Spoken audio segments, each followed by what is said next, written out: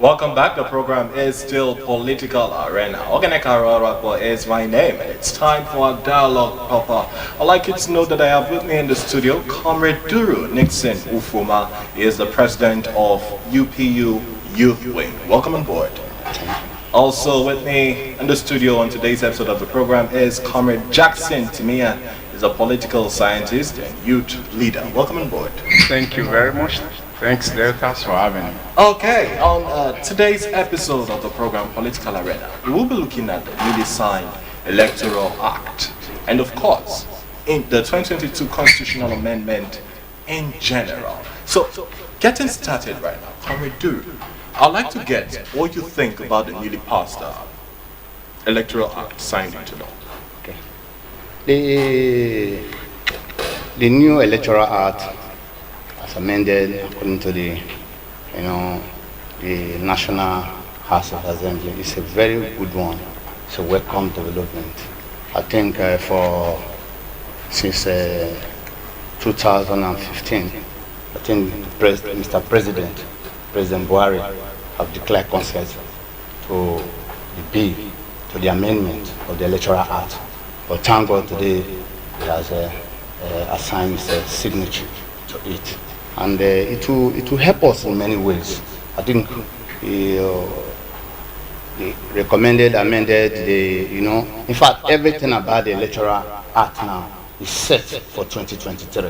And that will empower the INEC, to carry out a fair and credible election.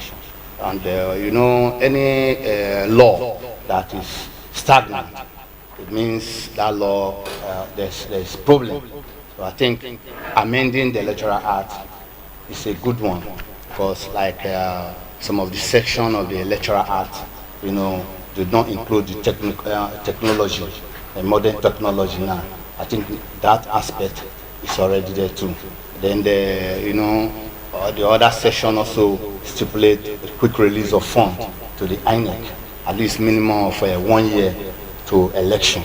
Then another thing again is the area of, which is I cherish most, is the area of the disabled.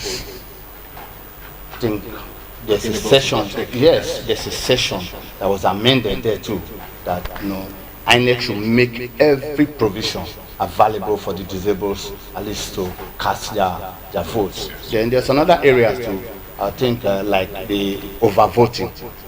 In some areas, in a polo unit, there's a limit of votes that can be cast there.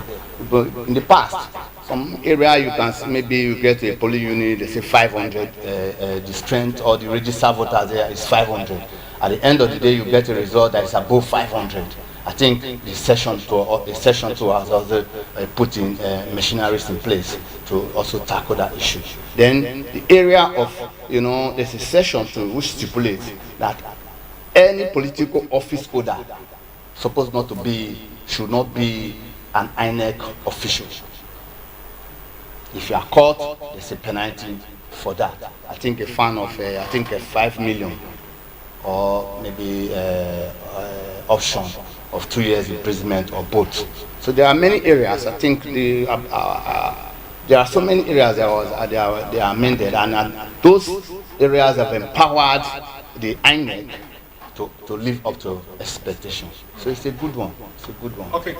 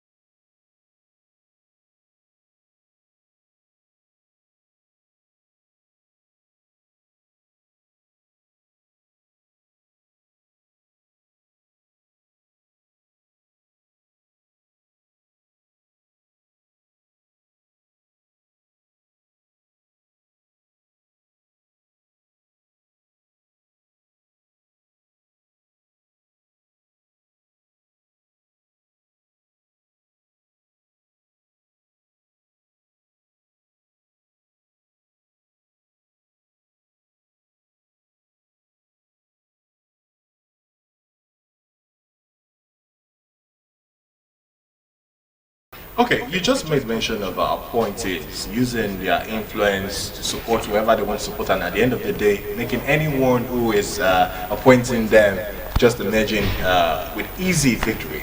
Now, let's talk about those who were elected into office, elected office holders. Now, be them governors, be them local government chairman. But in the National Assembly right now, for example, we have a whole lot of former governors there, and we have a whole lot of governors aiming to join them there. And some people are saying perhaps the fact that they are already holding a political office makes it so easy for them to gain access to these positions. Don't you think the law should have perhaps make a provision for them to resign if applying for a different political office entirely? At least that way, probably it might just be a level playing ground for everybody. Comrade Ufuma. I think I also had that in mind. I think a few days ago too, and what I just concluded is that a time will come. The National Assembly cannot do everything at the same at a time. The time will come. I think that will take place. We are moving gradually, because if you watch most of the governors that are the current governors now, some of them are indicating interest to go to the National Assembly, and we are in democracy. They are free to indicate interest. But what matters is that as a sitting governor, you're supposed to resign first before you indicate your interest for that national. But I believe that it's a gradual process we are developing. It took Americans so hundreds of years to get to where they are. So I think we are fast in developing. What I'm trying to say is that the reason of the constitution giving room for a deputy governor, a vice chairman, or whoever any position that is because in the absence of the governor, the deputy takes over. Are you understanding me? Now, for example, if I'm a governor, we all are Nigerians, we know what is happening in this country.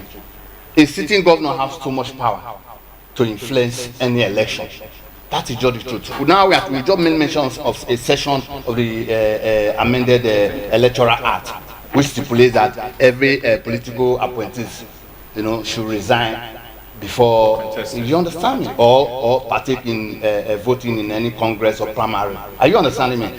What in that aspect, when Buhari came out and he was talking about, he was asking the National Assembly to either remove that section, which is section 8412. You understand me? And people believe that is like removing is a wicked point, to disorganize the president or maybe the governors. Are you understanding me? Because they have so much appointees following them.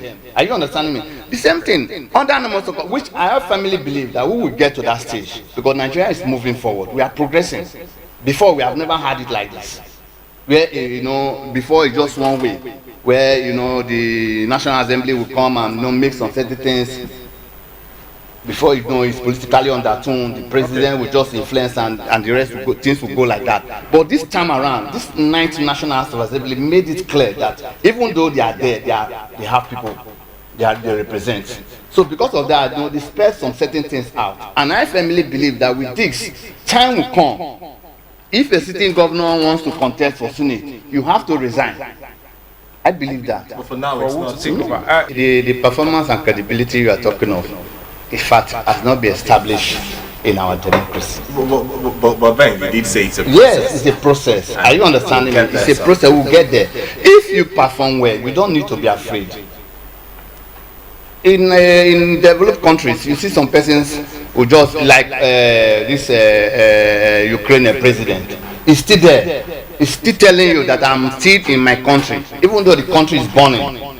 Are you understanding me? That is a developed that's a Ukraine president for you. But in some African countries, before now, you won't see them again. Are you understanding me? So what I'm trying to say is that if you are definitely, like today now we are in Delta State. Let me take Delta State as an example. Our governor is there. If he performs well, even though if he resigns, if he concedes, if he indicates interest to go for Senate, he will get it. because people will judge him from his record. Are you understanding me? What I'm trying to say is that, under normal circumstances, if we want to really practice true and sincere democracy, if I occupy the constitution stipulates that 4 years, and I contested election, I won as a local government chairman, and now the constitution stipulates 3 years, and now the 3 years is approaching, and another election is approaching. If I want to indicate interest again for another 3 years, I think I should be able, since I have a vice there, because there's a purpose. In my absence, the vice takes over. What about the lawmakers? The same thing. Like the lawmakers are different. You understand me? The lawmakers, because the lawmakers their house cannot be vacant. There will be no need for laws at that time. No, there will be need. What I mean is that if, for example, there is difference between an executive officer and a legislative officer.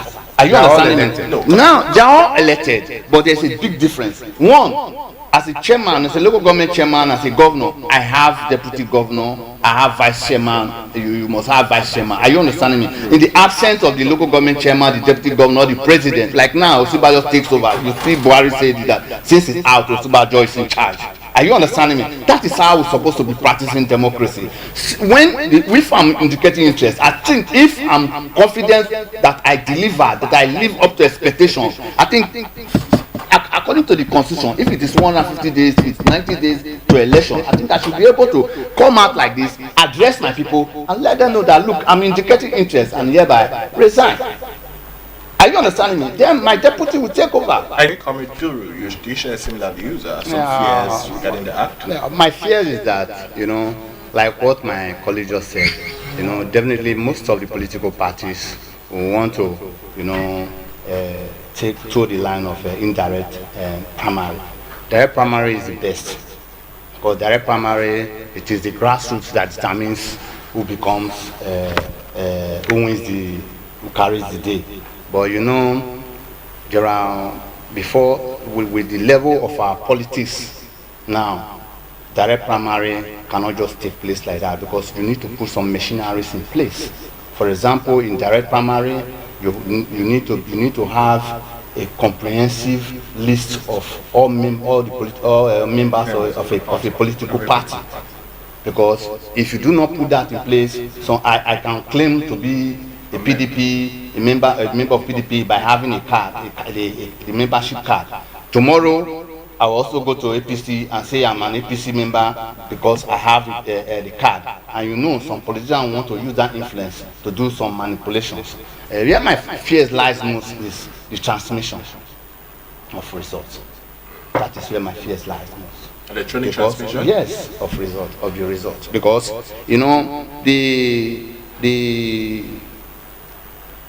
the section of the Electoral Act now gives the INEC to do that, which is electronic transmission of results. See, according to clause 50 of the Electoral Bill, INEC has the authority to decide whether election results are sent electronically or manually.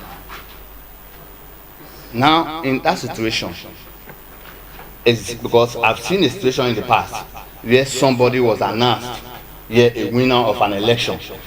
Abuja was announcing another person. So I'm also seeing that fear. I'm seeing that thing coming. But going with the antecedents recently from Anambra, very recently, you still fear? I still fear, because when you're talking of Anambra, you're talking of a state. That is a particular state. You are talking of general election.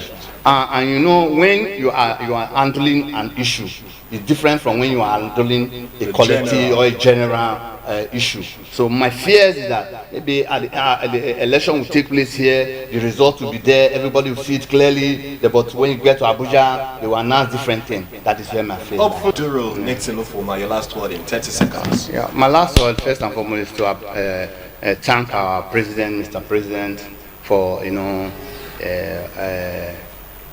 ascending to the bill. Then I want to thank especially the National Assembly for coming out so bold to amend the recommended areas and making it clear that they have their constitutional right to listen to Nigeria. I think it's a good one, and I commend them for that. And I want to urge all Nigerians, especially in the deltas, let us, the youth, please come out. If you don't have voters card, come out and get your voters card. Your voters card is your power. It is only your voters card that you can use to determine how you want Nigerian to be in the nearest future. So please go for your voters card. All right.